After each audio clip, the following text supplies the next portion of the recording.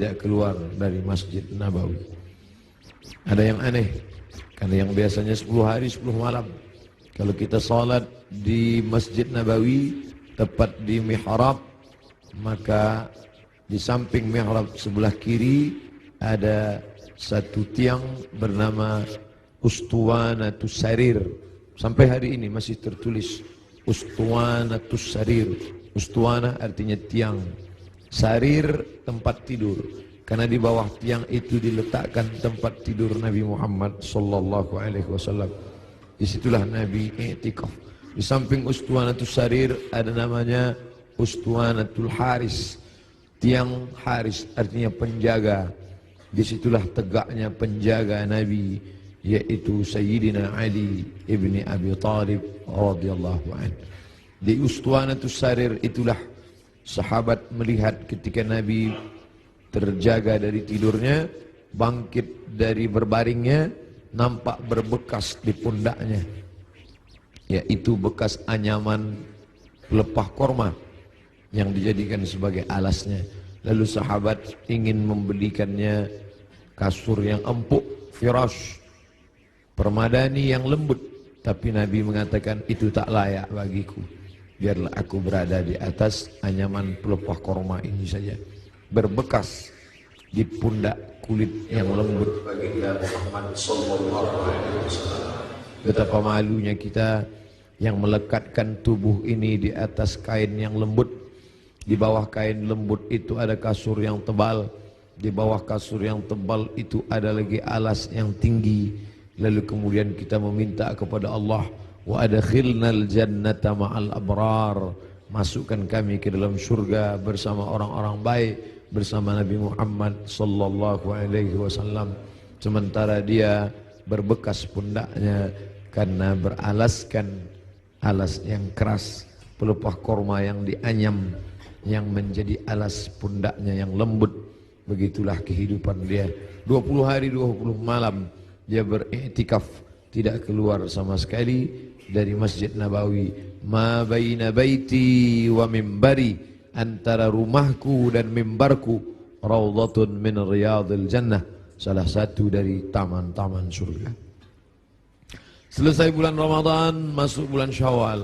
Selesai bulan Syawal, masuk Zulqa'dah. Selesai Zulqa'dah, masuk Zulhijjah. Di bulan Zulhijjah beliau melaksanakan haji yang sebelumnya sudah difardukan, tapi barulah dilaksanakan haji tahun itu, disebut dengan haji wada. Wada, selamat tinggal, karena memang setelah itu Nabi meninggal dunia. Maka pada haji wada itu dia pergi ke tanah suci Makkah Al-Mukarramah. Ada yang unik, ada yang aneh. Biasanya beliau berkurban kambing, dia potong 1 ekor untuk keluarganya. Hadza li Muhammad, wa untuk keluarga Muhammad. Kemudian dia potong lagi, hadza li ummati Muhammad, ini aku potong untuk umat Muhammad sallallahu alaihi wasallam. Tapi pada saat tahun itu di Mina, beliau tidak menyembelih 2 ekor, tapi beliau menyembelih dengan tangannya sendiri 63 ekor unta. Tepat pada angka 63 dia berhenti dan dilanjutkan oleh Sayyidina Ali sebanyak 37 ekor. Maka lengkaplah 100 ekor. Tidak ada satupun sahabat yang terpikir ada signal, ada tanda sesuatu tentang mengapa berhenti di angka 63.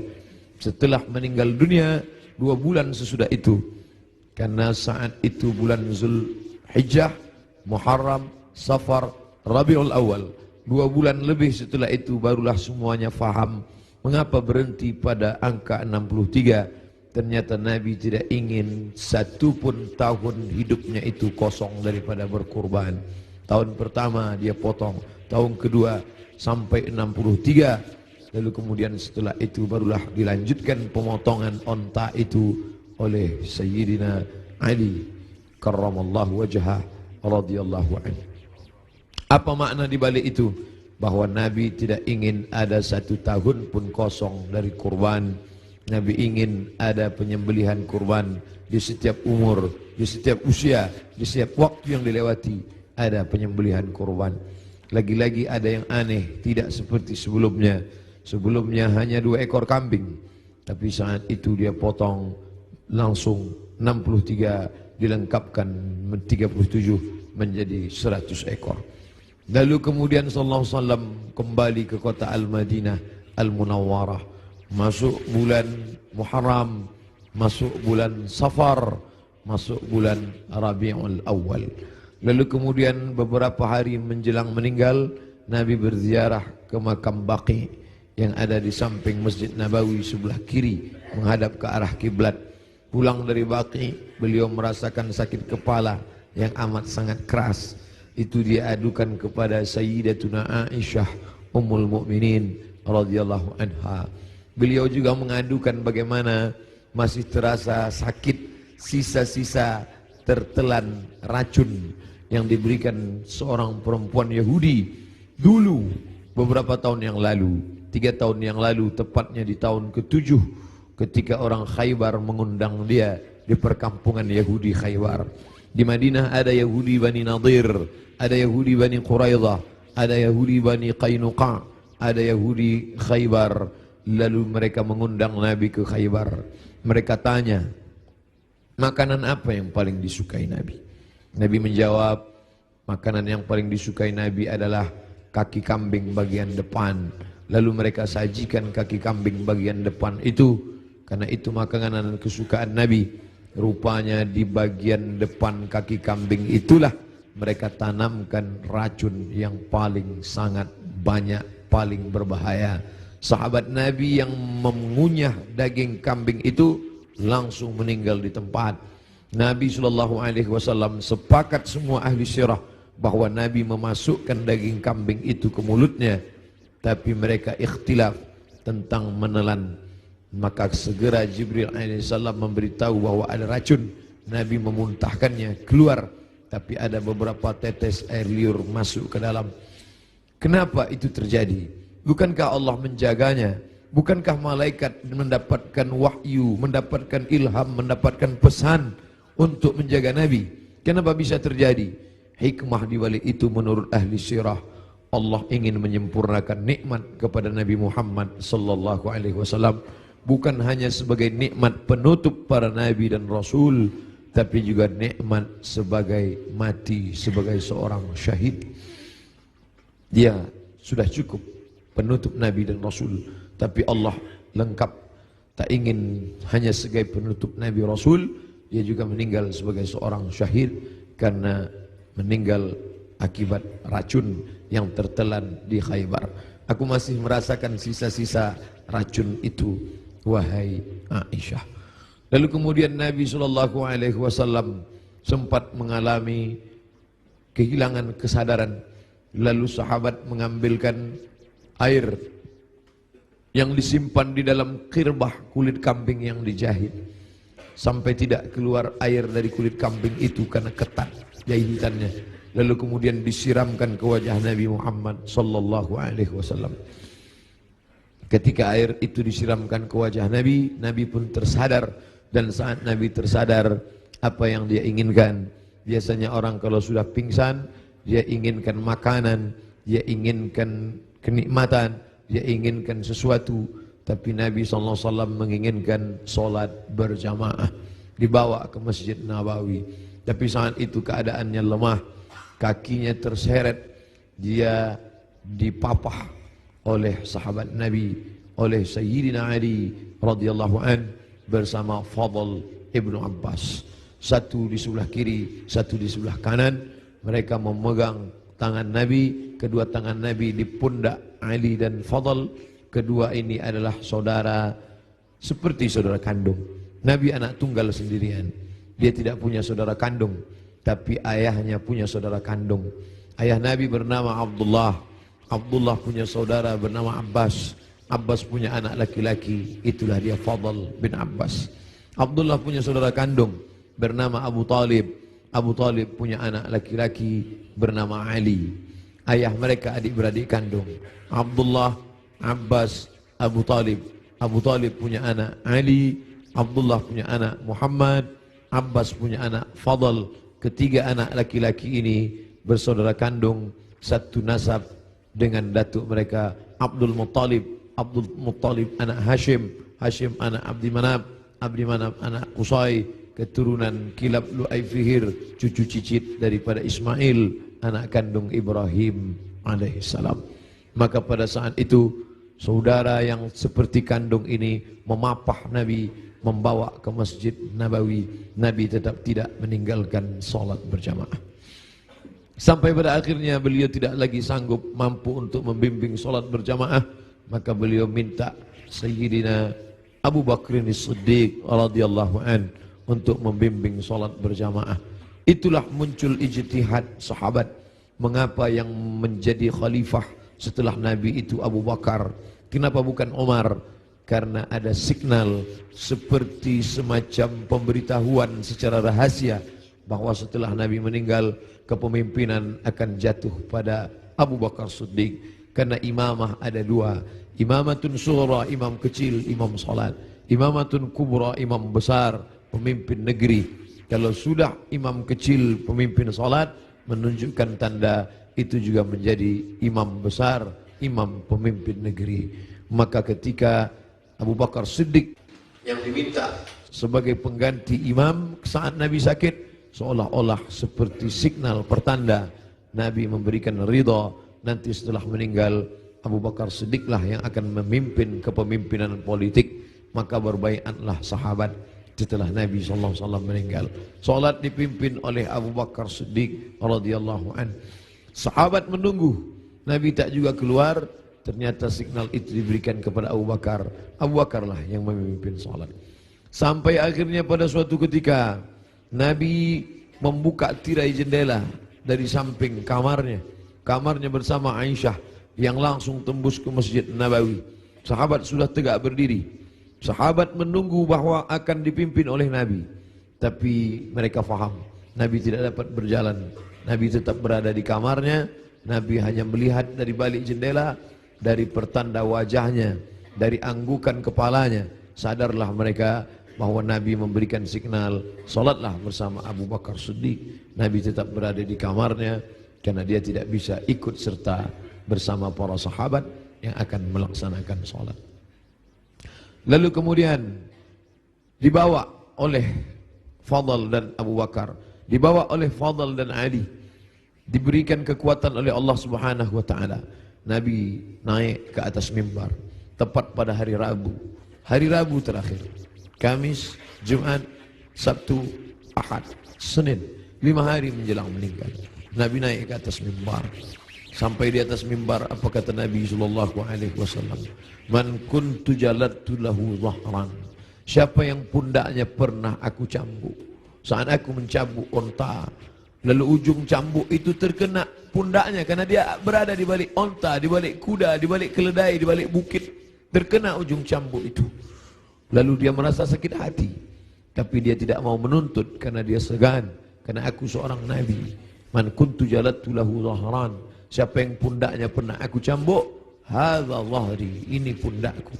Ini pundak Muhammad. Falyastaqid minhu, silakan balas. Sahabat semua terdiam. Sahabat tahu masa-masa perpisahan itu pasti akan datang. Nabi minta maaf. Siapa yang kulitnya pernah aku sakiti, ini pundakku. Silakan balas. Semua sahabat terdiam. Man kuntu syatamtu lahu irdan. Siapa yang pernah cakapku kasar, menyinggung perasaannya. Man kuntu syatamtu lahu irdan. Siapa yang pernah aku caci maki, andai datang keluar kata-kata kasar dari lidahku, lalu kemudian hatinya tersinggung, hadza irdi, ini harga diri Muhammad. Falyastaqid minhu, silakan balas. Semua sahabat terdiam. Tak ada sahabat yang ingin membalas. Mereka mengikhlaskan semua. Andai pernah tercambuk pundak mereka, ya Rasulullah, jangankan pundak, nyawa kami berikan untuk kau. Saat gigimu patah, saat pelipismu berdarah, sahabat menghunuskan pedang di tengah pasukan berkobar pada perang Uhud. Mereka masuk, dijamin pasti 99,9% akan mati. Mereka memberikan nyawanya untuk Nabi Muhammad sallallahu alaihi wasallam. Abu Bakar Siddiq, hartanya, emasnya sampai berbungkal dia berikan untuk biaya hijrah. Jangankan nyawa, jangankan harta, semua kami berikan untukmu ya Muhammad. Semua sahabat terdiam.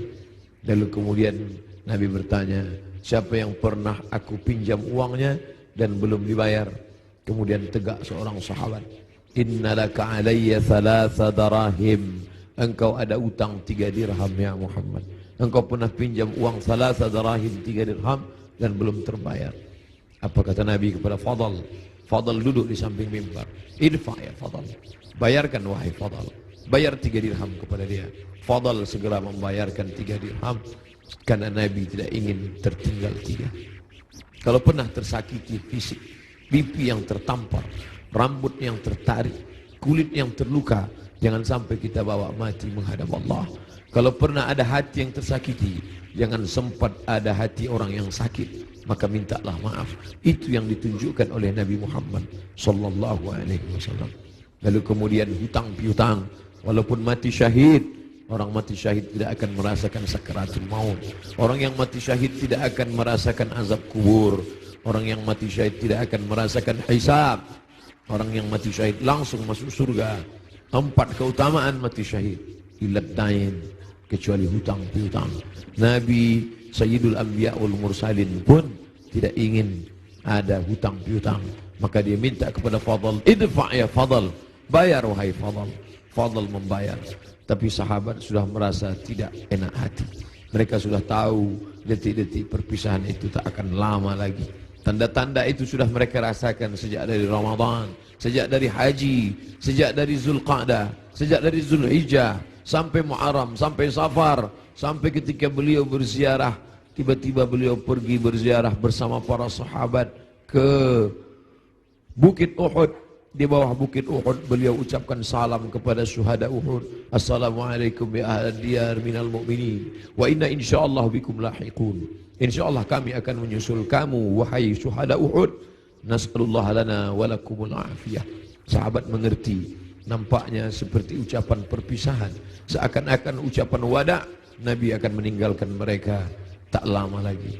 Lalu kemudian sampailah mereka melihat sakitnya Nabi. Akhirnya dia terbaring dan dia memilih kamar bersama Aisyah, karena kamar itulah yang paling dekat dengan mihrabnya, hanya lebih kurang 22 meter saja. Di sini mihrabnya, di samping mihrab mimbarnya, di samping kiri menghadap ke kiblat, disitulah kamarnya. Antara jarak yang begitu dekat. Biasanya Bilal mengetuk pintu, karena Nabi salat qabliyah di kamar. Nabi tidak salat qabliyah di dalam masjid. Nabi salat qabliyah di kamar. Bilal biasanya mengetuk pintu, bertanya, sudah bolehkah iqamat wahai Rasulullah? Kalau Rasulullah mengatakan aqimis salah, iqamatlah Bilal. Barulah Bilal berani, Allahu Akbar, Allahu Akbar, asyhadu an la ilaha illallah, asyhadu anna Muhammadar Rasulullah, hayya 'alas salah, hayya 'alal falah, qad qamatis salah, qad qamatis salah, Allahu Akbar, Allahu Akbar, la ilaha illallah. Tapi hari itu tidak ada signal dari Nabi, karena Nabi berada di kamar. Dipapah pun tak juga sanggup berdiri. Sampai akhirnya datanglah Sayyidatuna Fatimah masuk ke dalam kamar Nabi sallallahu alaihi wasallam. Nabi membisikkan sesuatu ke telinga Fatimah. Fatimah tersenyum. Nabi membisikkan sesuatu ke telinga Fatimah. Fatimah bersedih. Kelihatan dari raut wajah Fatimah ada sesuatu yang tidak menyenangkan. Nabi berbisik sesuatu ke telinga Fatimah. Fatimah tersenyum. Di saat yang sama terlihat wajahnya seperti gembira mendengar sesuatu. Setelah itu berlalu, lalu Aisyah bertanya kepada Fatimah, apa yang dibisikkannya wahai Fatimah? Kata Fatimah, tak lama lagi masanya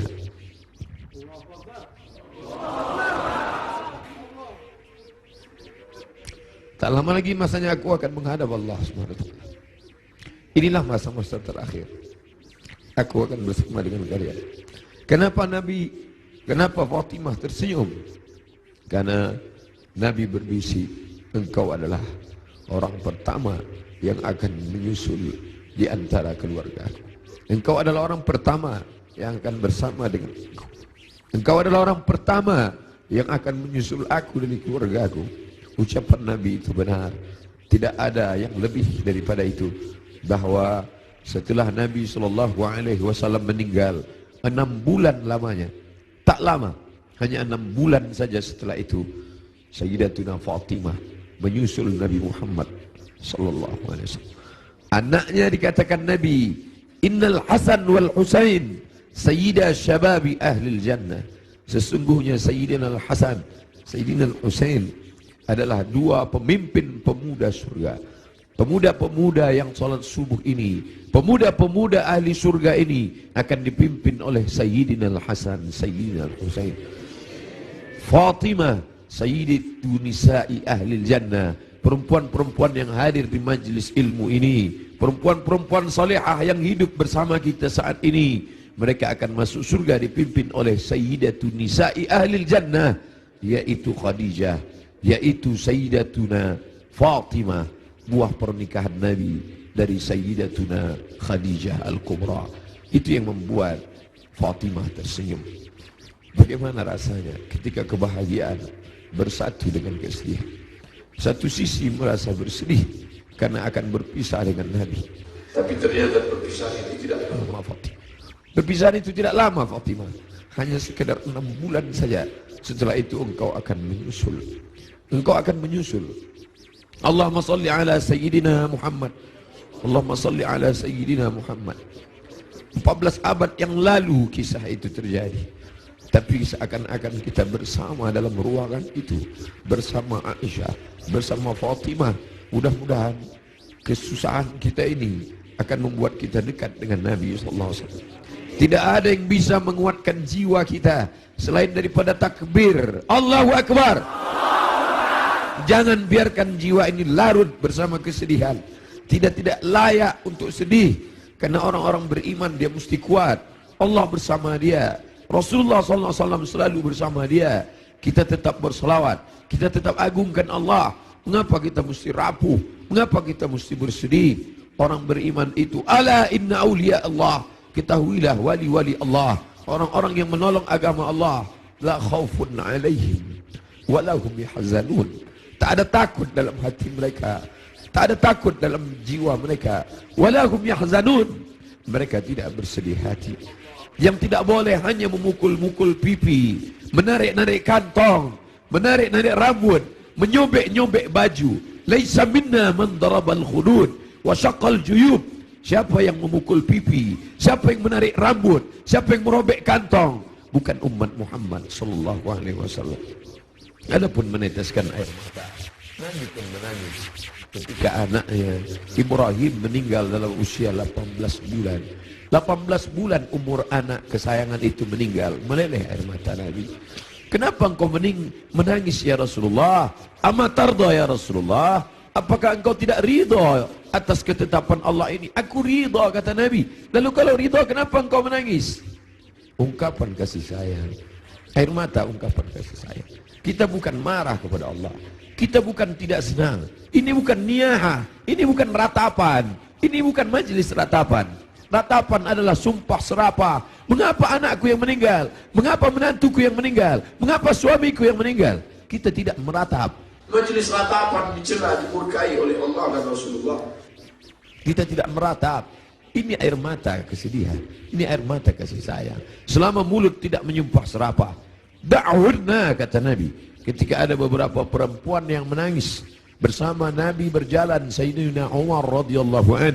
Lalu apa kata Umar? Da'hunna, biarkan mereka menangis. Ungkapan kasih sayang. Selama tangan tidak memukul pipi, selama tangan tidak menarik rambut, selama mulut tidak berkata sumpah serapah, maka biarkan.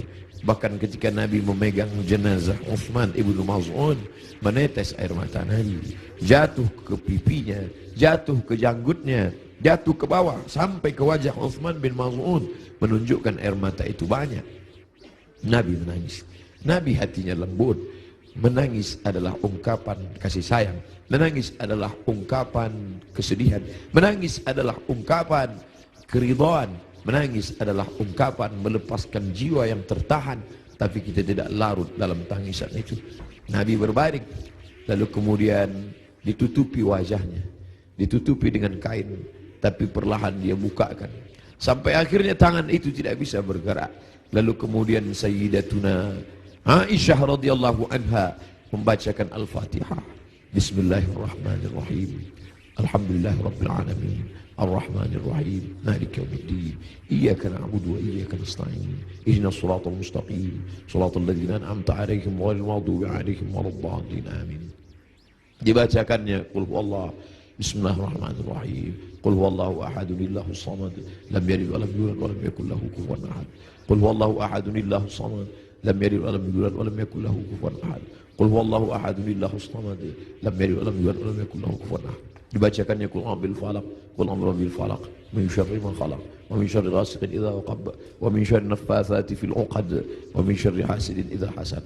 Dibacakannya qul a'udzu bin nas, malikin nas, ilahin nas, min syarri wasil khannas, alladzi yuhsu fi sudurin nas, minal jinnati wan nas. Lalu telapak tangan Nabi ditiupkan, ayat-ayat yang sudah dibacakannya itu yang penuh berkah ditiupkannya ke telapak tangan Nabi.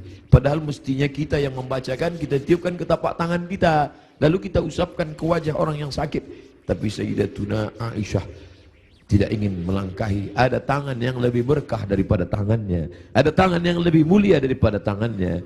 Itulah tangan Sayyidun Ahlil Jannah, Sayyidina wa Maulana Muhammad sallallahu alaihi wasallam. Ditiupkan ke telapak tangannya, lalu diusapkan ke wajah Nabi Muhammad sallallahu alaihi wasallam.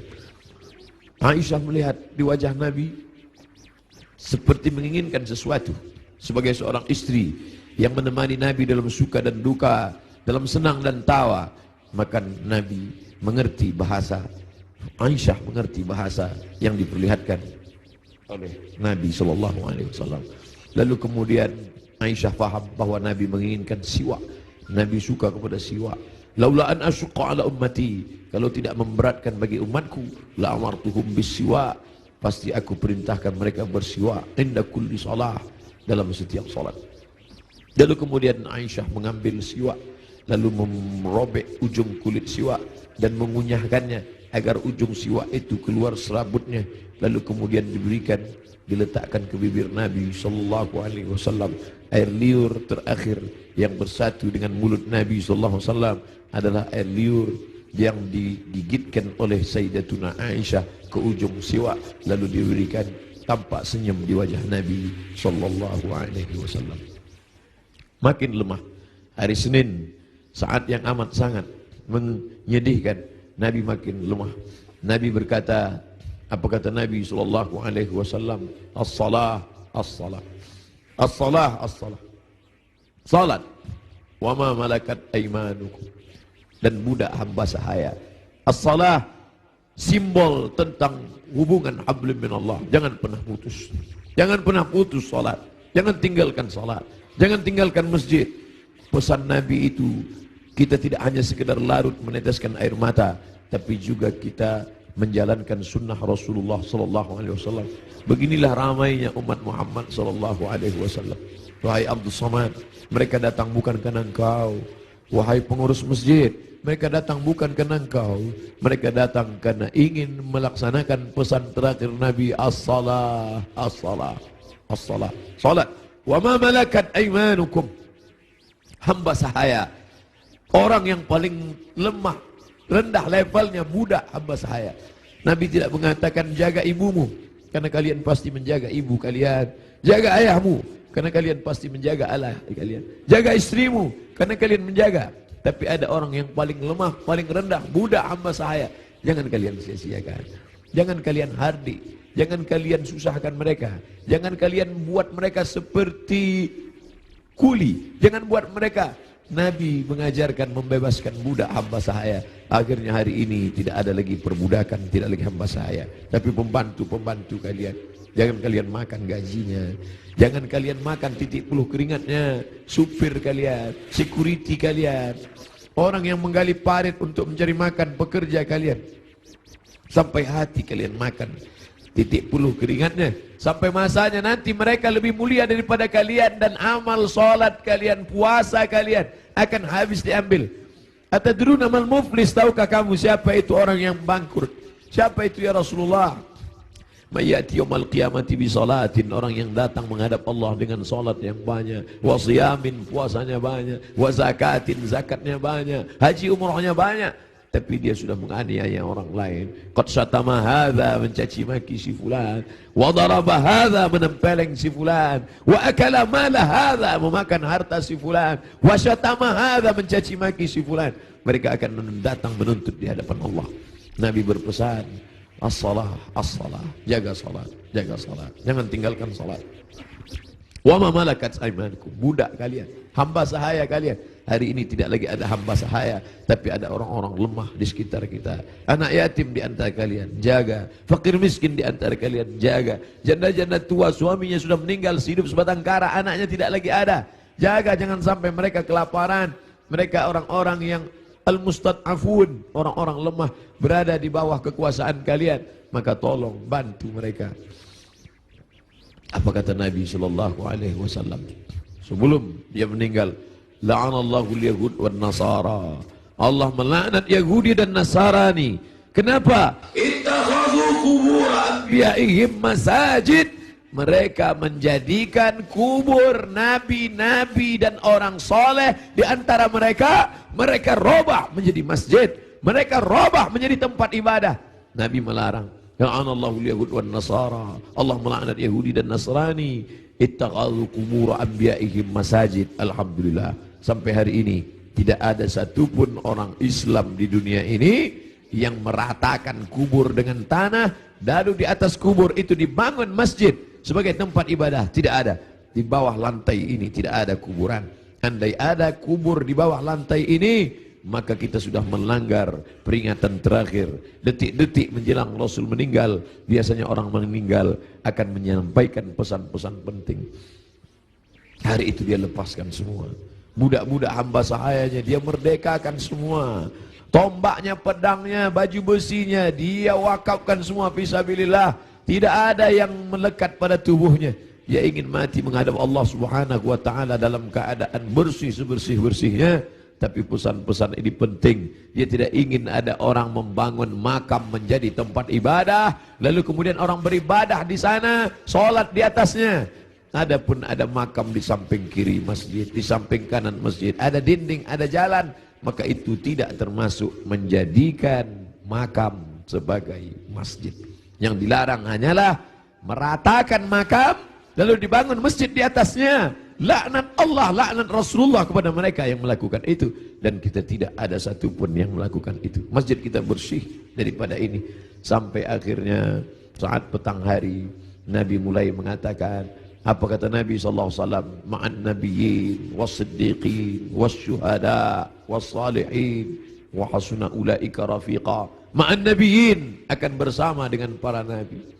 Adam, Idris, Nuh, Hud, Saleh, Ilyas, Ilyasa, Zakaria, Musa, Yahya, Ayub, Sulaiman, Zulkifli. Mereka sudah lama menantikan saat Isra Mi'raj bertemu di langit pertama, bertemu di langit kedua, bertemu di langit ketiga. Bahkan wa antal imam, engkau yang menjadi imamnya saat salat di Masjidil Aqsa. Tapi ini pertemuan bukan antara hidup dengan mati, tapi pertemuan antara orang yang sudah meninggalkan kehidupan. Ma'an nabiyyin, akan bersama dengan para nabi. Was-siddiqin, akan bersama dengan para siddiqin, orang-orang yang benar. Was-syuhada, akan bersama dengan orang yang mati syahid. Was-salihin, akan bersama dengan orang-orang yang saleh. Wa hasuna ulaika rafiqa, mereka itulah sebaik-baik teman. Kalian sahabat-sahabat, kalian adalah orang-orang baik, tapi aku akan bertemu dengan orang yang lebih baik. Siapa dia? Para nabi, was-siddiqin, was-syuhada, was-salihin. Puncaknya kalimat panjang itu tak lagi keluar dari mulut Nabi, tapi mengatakan Allahumma birrafiqil a'la, akan bersama dengan Allah yang maha tinggi. Tidak ada lagi. Tadi bersama sahabat, bersama istri, bersama anak, bersama Sayyidatuna Fatimah, bersama Sayyidatuna Aisyah, tapi hari ini sudah lebih tinggi lagi, bersama para nabi, bersama siddiqin, bersama syuhada, bersama salihin. Tapi setelah itu hanya tinggal satu, Allahumma amir rafiqil a'la, bersama Allah Subhanahu wa taala. Nampak perlahan roh itu keluar dari jasad Nabi SAW di kamar yang agung dan mulia, di tempat yang mulia. Antara kamar itu dan mimbar, ma baina baiti wa mimbari raudhatun min riyadil jannah. meninggallah Nabi Muhammad sallallahu alaihi wasallam. Inna lillahi wa inna ilaihi raji'un. Sampai berita itu kepada sahabat. Ada sahabat yang tak tahan, mangkat tersedak sampai ke kerongkongan. Tapi berita itu sampai kepada Sayyidina Umar bin Khattab. Umar orang yang amat sangat hebat. Sebelum Umar masuk Islam tidak ada orang yang berani membaca Al-Quran dengan suara keras. Semuanya bersembunyi. Tapi begitu Umar masuk Islam, orang berani. Begitu juga respon kepada Umar. Begitu sampai berita kepada Umar, wahai Umar, Nabi Muhammad SAW sudah meninggal, wahai Umar. Umar mencabut pedangnya. Man qala inna Muhammadan qad mata. Siapa yang mengatakan Muhammad mati akan aku pancung kepalanya, kata Umar. Siapa yang berani mengatakan Muhammad mati akan aku pancung kepalanya, kata Umar. Saat itu datang Abu Bakar Siddiq. Datang Abu Bakar Siddiq membacakan ayat, wa ma Muhammadun illa rasul. Wa ma Muhammadun illa rasul. Muhammad bukan Tuhan. Muhammad hanyalah seorang rasul. Qad khalat min qablihi rusul. Sebelum dia dulu sudah ada rasul-rasul. Ada Adam, Adam meninggal. Ada Idris, Idris meninggal. Ada Nuh, Nuh meninggal. Ada Ayub, Ayub meninggal. Ada Zulkifli meninggal. Ada Musa, Musa meninggal. Ada Harun, Harun meninggal. Qad khalat min qablihi rusul afa immata, kalau dia meninggal, au qutila, atau dia dibunuh orang, inqalabatum ala aqabikum, apakah kalian akan meninggalkan agama ini? Apakah kalian akan murtad? Begitu mendengar ayat itu, padahal Umar bin Khattab hafal Quran, padahal Umar bin Khattab termasuk 40 sahabat kutabul wahyi, penulis wahyu. Tidak hafalkah dia ayat itu? Dia hafal Quran, dia penulis wahyu. Tapi kenapa ketika pukulan berat itu datang, lupa, hilang ayat itu dari kepalanya. Maka kita pun begitu dalam hidup ini. Kadang ketika pukulan berat itu datang, kita perlu sahabat, kita perlu teman-teman. Saat ini Abdul Somad yang mengingatkan, saat ini Abdul Somad yang membacakan. Tapi sampai masanya pukulan berat itu datang bertubi, Abdul Somad pun lupa. Siapa yang akan mengingatkan dia? Ada sahabat-sahabat, sahabat-sahabat dakwah semua. Abdul Somad bukan guru, Abdul Somad bukan imam, Abdul Somad bukan syekh, Abdul Somad bukan habib. Abdul Somad hanyalah seorang sahabat dakwah yang saling mengingatkan, watawasau bil haq, watawasau bis sabr. Hari ini aku yang mengingatkan engkau saudara, tapi besok aku boleh lupa, besok aku boleh lalai. Kalian yang akan mengingatkan. Ustaz Somad dulu yang ceramah tentang ini, Ustaz Somad dulu yang kenapa engkau lupa Ustaz? Hari ini subuh ini yang penuh berkah. Allahumma barik li ummati fi bukuriha. Ya Allah berkahi umatku ini pada waktu pagi, pada waktu subuh. Lalu kemudian berita itu sampai kepada Umar. Umar tak dapat menguasai jiwanya. Ternyata cinta mengalahkan ayat. Ternyata cinta mengalahkan semuanya. Tapi ada orang tua yang santun membuat pedang itu terjatuh. Bagaimana dengan sahabat yang lain? Bilal tidak sanggup tinggal di kota Al-Madinah Al-Munawwarah. Bagaimana mungkin dia bisa sanggup tinggal di sana? Setiap subuh dia akan mengetuk pintu itu. Dan mulai besok Selasa, kalau dia ketuk pintu itu tidak ada lagi yang keluar dari kota. Bagaimana mungkin dia sanggup tinggal di sana? Dia tinggalkan kota Madinah.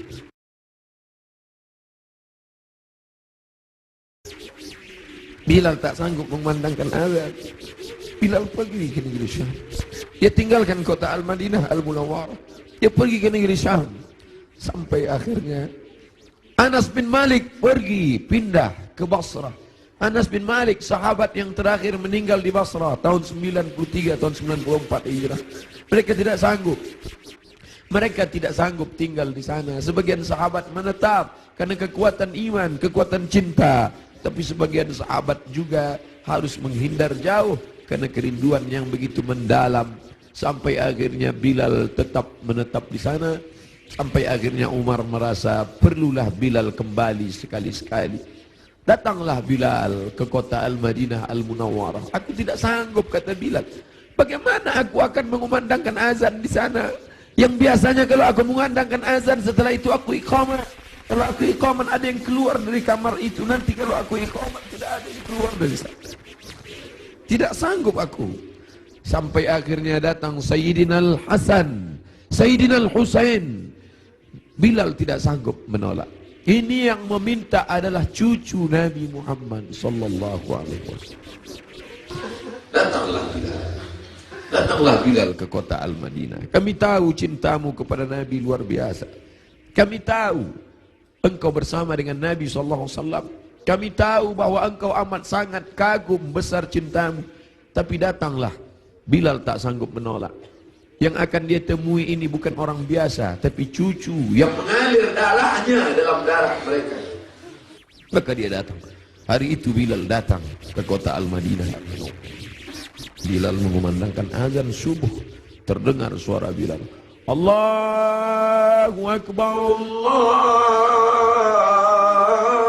Akbar. Sahabat mendengar suara yang tak pernah mereka dengar.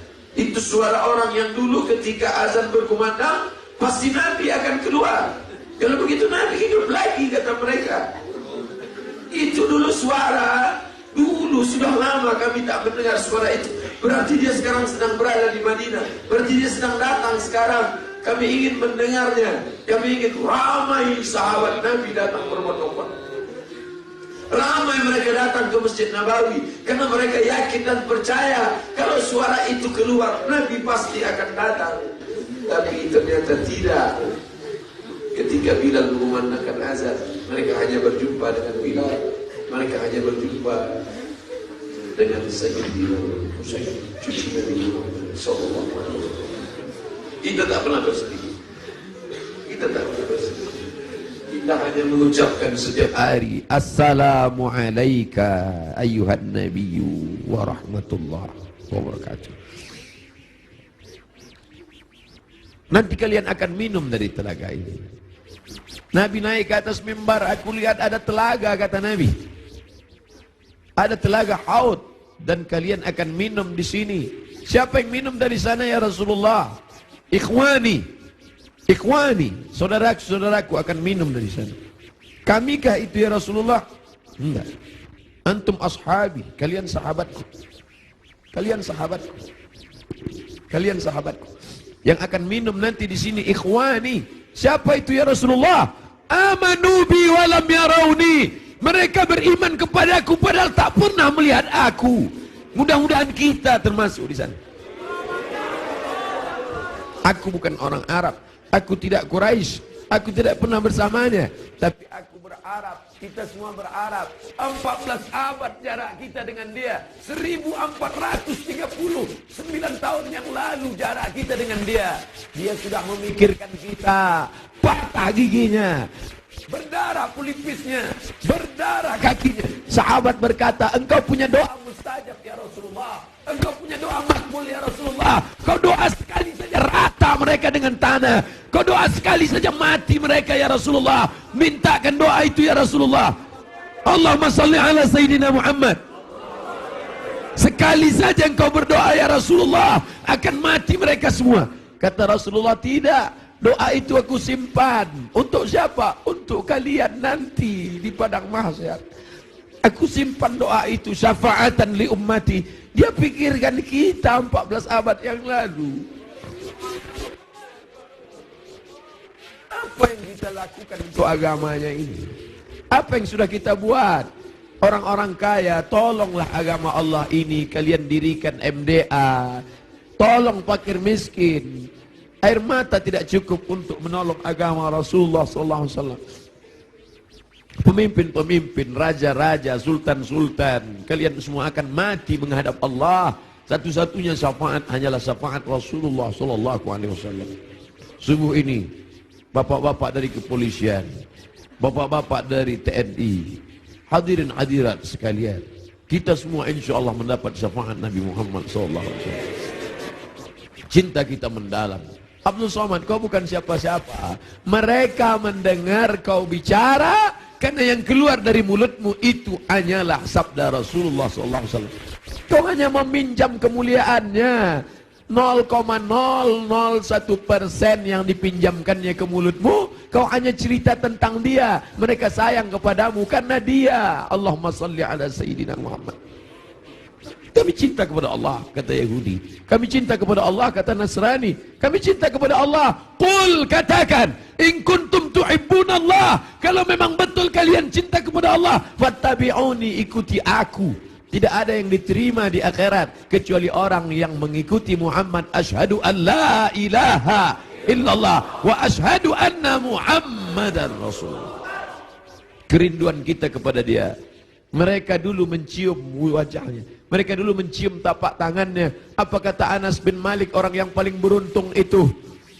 Khadimtun Nabi 10 sinin, aku melayani dia 10 tahun lamanya. Sendalnya aku bawakan, air wuduknya aku siapkan, aku berjalan di belakangnya, aku cium tapak tangannya, lebih harus dari sutra, lebih harum, atyabu min rihil miski, lebih harum dari semerbak kasturi. Kami tidak seberuntung engkau Anas bin Malik, tapi kami ingin ikut bersamanya. Dan kami ingin minum di telaga itu bersama Rasulullah sallallahu alaihi wasallam. Siapa yang minum di telaga ini, la yadma'u fiha abadan, tidak akan haus untuk selamanya. Selamatkan anak-anak cucu kami ya Allah, jangan sampai beralih akidah kepada yang lain. Kerinduan kita kepadanya hanya dapat kita lakukan dengan 1, dengan 2, dengan 3. Tolong agamanya, tolong agamanya.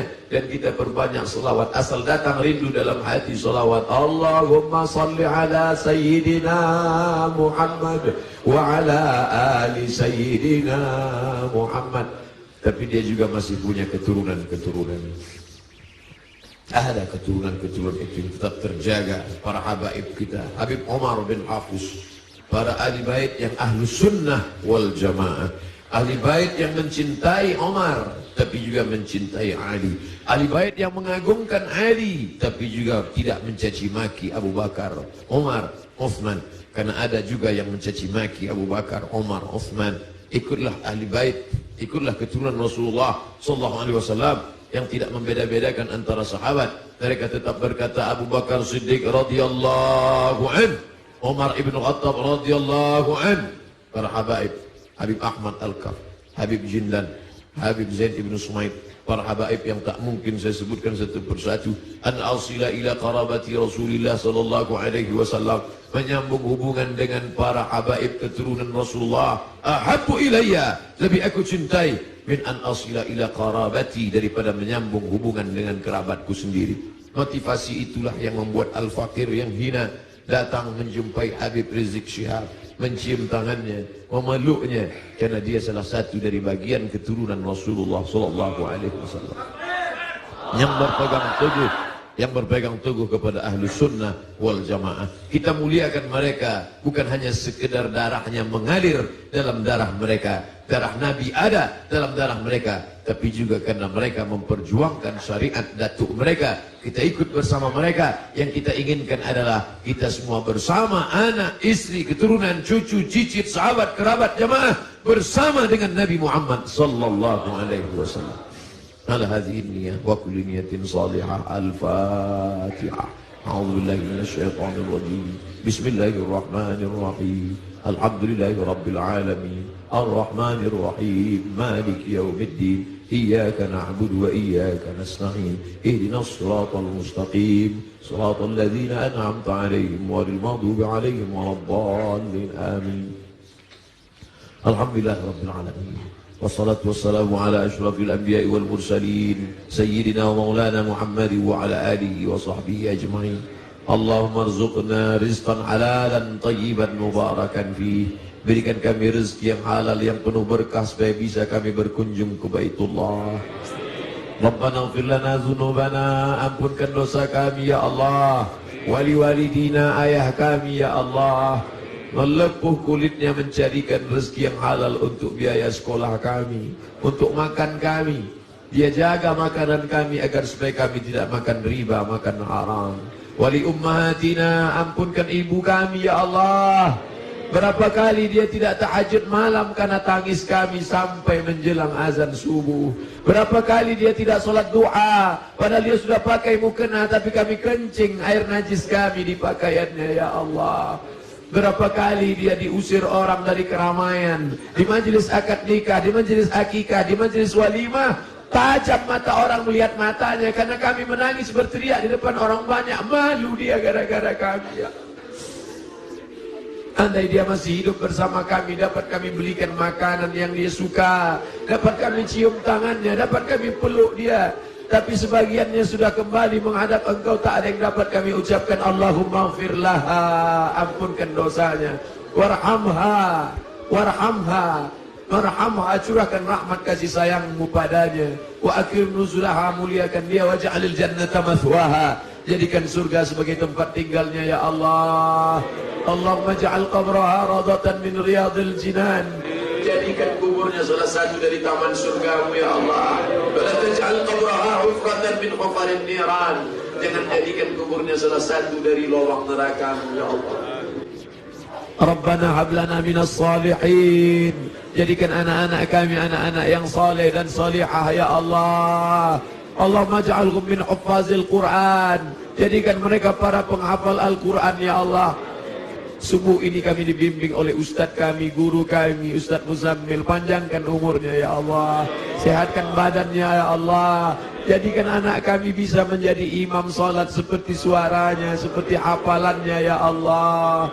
Bangkitkan kami nanti bersama para malaikat, bersama orang-orang yang seperti Kau janjikan, al-mahiru bil Quran, orang yang mahir membaca Quran, menghafal Quran, mengajarkan Quran, mengamalkan Quran, ma'as safaratil kiramil bararah, bersama para malaikat yang agung dan mulia. Ya Allah, godaan anak-anak kami, remaja kami, anak muda kami ini berat. Mereka digoda dengan berbagai macam godaan, internet, Twitter, BBM, WhatsApp, dengan berbagai macam perbuatan dosa maksiat. Jaga mereka dari zina, ya Allah. Jaga mereka dari narkoba, ya Allah. Jaga mereka dari LGBT, ya Allah. Selamatkan mereka dari perbuatan keji dan mungkar, ya Allah. Allahumma dafa'an al-ghala, wal-waba, wal-fahsya, wal-riba, wal-zina, wal-munkar. Tidak ada yang dapat melakukan itu kecuali pemimpin-pemimpin yang saleh. Allahumma arzuqna imaman adila, berikan kami pemimpin-pemimpin yang saleh, ya Allah. Allahumma ansur ulata umurina, pemimpin-pemimpin kami lembutkan hati mereka supaya mereka menolong agamamu, ya Allah. Wafiqna wafiqhum lima tuhibbu wa tarda, berikan taufikmu pada kami, pada mereka, agar kami dapat dibimbing dalam jalan yang benar, ya Allah. Rabbana hab lana min azwajina wa dzurriyyatina, jadikan pasangan hidup kami, anak cucu keturunan kami, qurrata a'yun, orang-orang yang sejuk dipandang mata dan menenangkan hati kami, ya Allah. Berikan kami rezeki yang halal supaya kami dapat mengucapkan salam di makam Nabi-Mu. Assalamu alayka ya Rasulullah, assalamu alayka ya Habiballah, assalamu alayka ya Nabi Allah, assalamu alayka ya khaira khalqillah, assalamu alayka ya safwatullah, assalamu alayka ayyuhan nabiyyu wa rahmatullahi wa barakatuh. Rasanya mata kami tak layak melihat dia karena mata ini terlalu banyak melihat maksiat. Katanya telinga ini tak layak mendengarkan balasan salamnya karena telinga ini lebih banyak mendengarkan yang tidak dia suka. Rasanya tangan ini tak layak bersalaman, bermusafahah dengannya karena tangan ini terlalu banyak melakukan dosa. Rasanya tubuh ini tak layak memeluknya. Kami tahu tempat kami jauh dari Engkau, ya Rasulullah. Kami tahu bahwa kami tak layak dekat Engkau, ya Rasulullah, tapi kami tetap rindu kepada Engkau. Yang kami bawa hanya satu, cinta kami padamu. Allahumma salli ala Sayyidina Muhammad. Engkau janjikan lewat sabdamu bahwa orang yang paling dekat dengan Engkau, orang yang paling banyak berselawat. Itulah yang dapat kami pegang sampai hari ini. Allahumma salli ala Sayyidina Muhammad. Kami tidak kaya. Andai kami kaya, tentu dapat kami bangun masjid yang besar. Andai kami kaya, dapat kami sekolahkan anak yatim. Andai kami kaya, tentu kami akan dapat membangunkan rumah panti jompo karena cinta kami padamu. Tapi kami juga dalam keadaan susah, ya Rasulullah. Kami hanya bisa mengucapkan Allahumma salli ala Sayyidina Muhammad. Tapi kami tahu bahwa engkau tak akan mencia-ciakan, tak akan kau sia-siakan cinta kami kepadamu ya Rasulullah. Ilahi lastu lil firdausi ahla. Aku tahu aku tidak layak masuk ke dalam surgamu ya Allah. Wala aqwa ala naril jahimi, tapi aku juga tidak kuat masuk dalam nerakamu ya Allah. Dhunubi mithlu a'dadir rimali, dosa-dosa kami sebanyak buih di lautan, sebanyak pasir di pantai. Fa innaka ghafirudz dzambil azim, tapi kami yakin engkau maha pengampun, engkau maha pemaaf. Ampunkanlah segala dosa kami ya Allah. Rabbana ighfir lana, masa muda kami yang penuh dengan maksiat dan dosa, ampunkan dosa kami ya Allah. Rabbana ighfir lana dzunubana wa li ikhwanina, saudara-saudara kami yang sudah berbuat baik pada kami, tak dapat kami membalas budi baik mereka, silap mereka, salah mereka, ampunkan dosa-dosa mereka ya Allah. Allahumma inna nas'aluka salamatan fid din, kuatkan akidah anak-anak kami sehingga mati kami dalam husnul khatimah. Wa afiatan fil jasad, sehatkan badan kami supaya kami bisa menolong agamamu ya Allah. Sehatkan bapak-bapak polisi kami supaya bisa menolong agamamu ya Allah. Sehatkan bapak-bapak TNI kami supaya bisa menolong agamamu ya Allah. Sehatkan pemimpin-pemimpin bangsa ini supaya bisa menegakkan bersyariat ya Allah. Kami cinta negeri kami, kami cinta saudara-saudara kami yang minoritas. Doa kami kepada engkau, Allahumma hdi qaumana fa innakum la ya'lamun, berikan mereka hidayah ya Allah. Kami tidak datang sebagai pelaknat penghuni neraka jahanam. Kami tidak datang melaknat mencaci maki. Kami hanya datang sebagai penebar rahmat seperti kau utus Nabi Muhammad arsalnaka ila rahmatan lil alamin. Wa barakatan fir rizqi, berikan berkah pada rezeki kami supaya bisa kami masukkan anak kami ke pondok pesantren, supaya bisa kami bantu ma'had madrasah diniyah awaliyah, madrasah ibtidaiyah. Wa barakatan fir rizqi wa taubatan qablal maut, beri kami taubat sebelum mati ya Allah. Wa rahmatan indal maut, curahkan rahmatmu ketika kami nanti mati ya Allah. Wa maghfiratan ba'dal maut, berikan kami ampunan sesudah mati. Allahumma hawwin alaina fi sakaratil maut, kematian yang dikatakan Nabimu seperti tebasan pedang di tempat yang sama beratus kali. Kematian seperti kambing yang dikuliti hidup-hidup. Kematian seperti mata kail pancing yang ditarik dari kulit yang basah. Ringankan kami waktu sakaratul maut ya Allah. Allahumma hawwin alaina fi sakaratil maut, ringankan kami waktu sakaratul maut ya Allah. Dulu saat anak kami lahir, buah hati belayan jiwa. Saat dia lahir, kami yang membisikkan ke telinganya sayup-sayup, asyhadu an la ilaha illallah. Kami tidak ingin anak kami itu kaya tapi tidak mengenalmu. Kami tak ingin anak kami itu punya jabatan tapi tidak beriman kepadamu. Kami tak ingin anak kami itu masyhur terkenal tapi melupakanmu. Kami ingin saat kami mati sakaratul maut, anak kami lah yang berbisik ke telinga kami, la ilaha illallah. Dia yang kami besarkan dengan titik peluh keringat dan air mata. Kami ingin anak kami itulah yang nanti berkirim doa, Rabbil firli wali walidayya warhamhuma kama rabbayana saghira. Ya Allah, Engkau berjanji, ainani, ada dua mata, la yamassuhuman nar, ada dua mata yang tidak akan tersentuh api neraka. Ainun bakat min khasyatillah, jadikanlah air mata kami ini kami menangis karena takut kepadamu ya Allah. Jadikanlah air mata subuh ini bukan ratapan, bukan ni'ah. Air mata ini air mata yang menangis karena kami takut kepadamu ya Allah. Selamatkan kami dari riya, selamatkan kami dari sum'ah, selamatkan kami dari takabur, selamatkan kami dari sombong, selamatkan dari hasad. Wala taj'al fi qulubina ghilla, jangan jadikan di hati kami ini hasad, benci kepada saudara kami yang seiman ya Allah. Rabbana zalamna, kami sudah menzalimi diri kami. Wa illam taghfir lana, kalau kau tidak mengampuni kami. Wa tarhamna, kalau kau tidak merahmati kami. Lanakunanna minal khasirin. Rabbana atina fid dunya hasanah wa fil akhirati hasanah wa qina adzabannar. Wa sallallahu ala sayyidina wa maulana Muhammad wa ala alihi wa sahbihi wasallam. Walhamdulillahi rabbil alamin. Taqabbalallahu minkum minna wa minkum taqabbal ya karim. Terima kasih segala perhatian. Mohon maaf segala kekhilafan. Jangan lupa saling mendoakan. Kita berpisah, tapi hubungan kita tak putus. Satu permintaan Ustaz Abdul Somad, nantikan Ustaz Abdul Somad dalam husnul khatimah. Wassallallahu ala sayyidina Muhammad wa ala alihi wasallam. Walhamdulillahi rabbil alamin. Wassalamualaikum warahmatullahi wabarakatuh. Salatullah, salamullah